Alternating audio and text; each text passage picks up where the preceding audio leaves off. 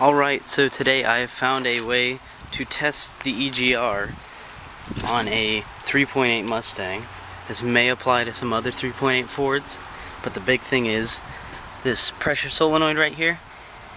This cap has a lot of tabs on it, and it can be removed. This is the DPFE, which I'm pretty sure is bad on my car.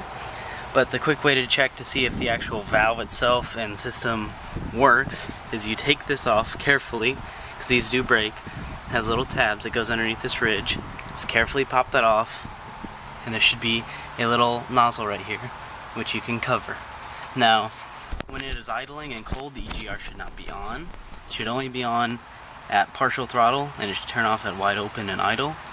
So this should run like okay at idle, and then when you close this off, it draws a vacuum on the EGR, which is this right here, and you can check that that works by plugging that, and you should feel a vacuum on this, because you can't just do the old push the diaphragm in and then plug the hole and see if it leaks.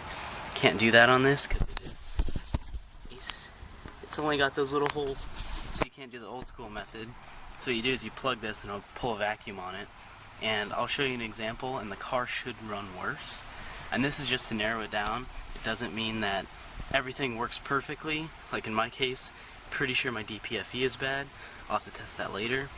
But this is just for the EGR valve, and I'll show you an example of what it should look like. So we're gonna try the test right now, and when I plug this vacuum, it should make the engine run worse. Like, watch. And that's pretty solid evidence that when you draw a vacuum on the EGR, it puts the exhaust gases in the cylinders while it's idling, which basically almost stalls it out.